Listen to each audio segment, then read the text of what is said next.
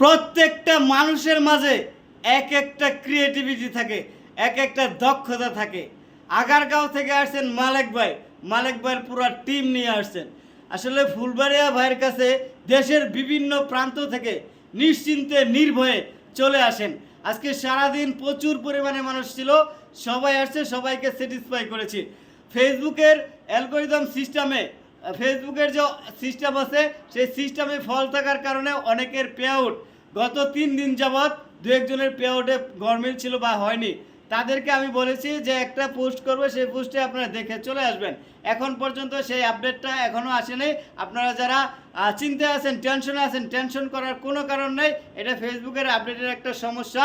তো মালেক ভাইয়ের আইডিতেও সেই একই প্রবলেম হয়েছে। মালেক ভাই সবাই মিলে একটা ফানি টিম করেছেন, ওনারা ভিডিও তৈরি করেন, ভিডিওগুলো খুবই ভালো দেখলাম। আর মালেক ভাইয়ের আইডিতে ভিজিট করার জন্য সবাইকে রিকোয়েস্ট করছি, আমাকে যারা ভালোবাসেন, ফুলবাড়ি ভাইকে যারা ভালোবাসেন, তারা সবাই মালেক ভাইয়ের আইডিতে একটু ভিজিট করে আসবেন। মালেক ভাই, সবাইকে ধরে রাখতে পারবেন না ভালোবাসা দিয়া? ইনশাআল্লাহ। ইনশাআল্লাহ।